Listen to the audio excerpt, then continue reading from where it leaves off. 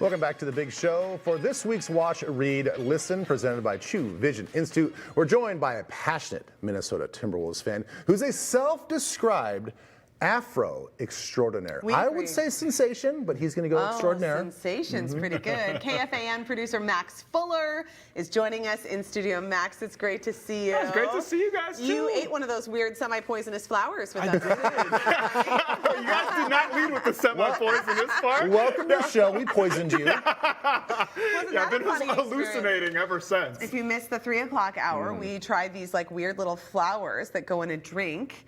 And it makes your mouth all tingly and weird. Have you recovered? No, I have recovered, but like I said to you guys, it was like the ghost of Dr. Pepper haunted my mouth. It had the spirituality of Dr. Pepper. Yeah, it was there. There's like a little bit of a numbing effect, and it's kind of refreshing, but also kind of concerning at the same time. Never know what's going to happen when you show up to visit us, Max. I guess not. We're glad you're here. All right, let's dig into what you're watching, reading, and listening to. You're watching something weird. It's called Tickled. It is called Tickled. It is a documentary on Netflix about the world of competitive endurance tickling. No, There's it's a pot not. for every lid. Okay, so what's happening here? Well, it's kind of a crazy thing. What am I watching? What am I watching right now?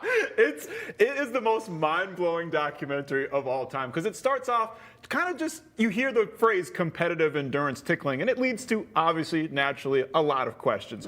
How is this a sport? How is one good at this? Like, are there coaches on the sidelines? Like, you call that tickling? Drop down and give me 20. Like, how is there a tickle Hall of Fame? Like, is there a Tiger Woods of tickling? And it leads to all these different questions. And that's kind of how the documentary starts, is these guys find these videos and they're kind of like, look at this goofy thing.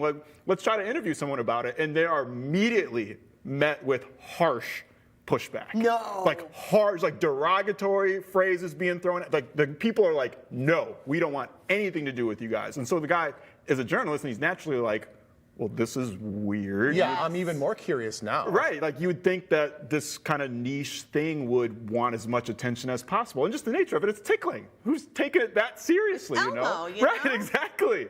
And so he starts to kind of do his investigations into it, and it leads into a whole different kind of sinister world behind competitive endurance tickling. Gosh, we gotta tell Tracy in our office. She loves documentaries. Yeah. Oh yeah. Well, I don't know. I mean, even just what we saw, I'm not even sure I want to watch that. I wouldn't want to ask anybody else to watch that. It's very strange, and they're like paying some of these guys off with cars and money, and there's bullying, and it just leads to. I'm sure you guys have had guests on before for one reason, and then it leads into a whole different kind of conversation. And it starts off as a really funny, tongue-in-cheek documentary, and then it just leads into a dark path. Yeah, a slightly darker path. Interesting, Max. Okay, well then let's go a little bit more wholesome on what you're reading. You're reading a biography on Mr. Rogers' life and work called The Good Neighbor. Yeah, and it's basically because I'm watching things like Tickled, where it's like there's a dark underbelly to tickling. You know, like what's next? Like the dark side of helping old ladies cross the street. So, and maybe it's because I work in the media, my brain is so scandalized. I kind of picked this book up with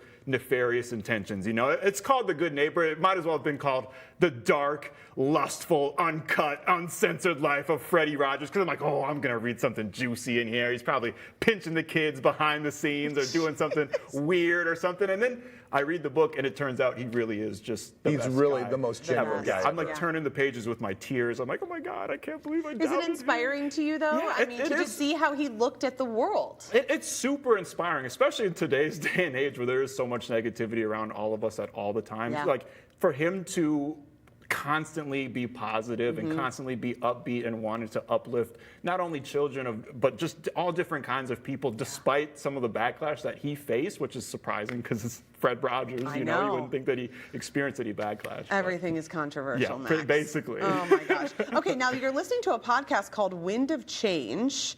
This is really interesting because it takes us back to a big moment in history back in 1990. Yeah, it does. And I found it kind of funny, actually, when I was approached to do this segment. Your producer was like, no self-promotion. I was like, that would have been such a good bit if I was like, I'm listening to this Timberwolves podcast.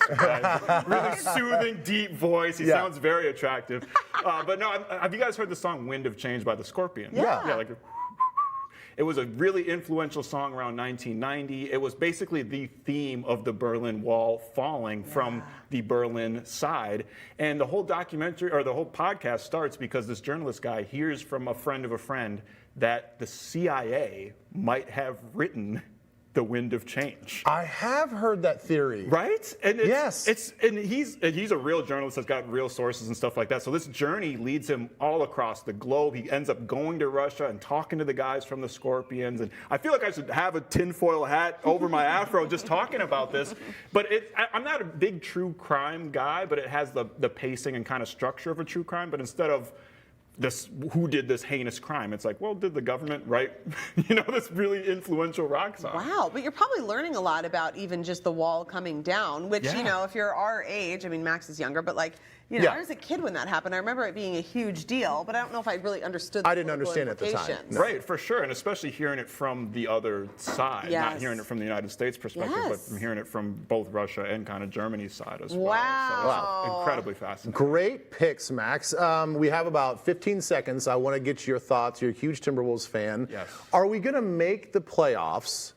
And are we going to make some waves in the playoffs? Please don't hurt Max. We are going to make the playoffs. It might be little waves, like when you're trying to, the lazy river waves, but they're going to do something. Lapping. Right. They're lapping waves. The ceiling's still the same. The floor is completely different. And listen to Max's podcast, Howlin' with the Homies. Howlin' with the homies, baby. Hootie hoo. Oh, have fun with it. Love Max, having you on. We love having you here. Thank you. Thanks It's great for to having see me. you. Appreciate it. We almost So- poisoned you, but So we posted Max's picks on TwinCiesLive.com. We're going to be right back after this.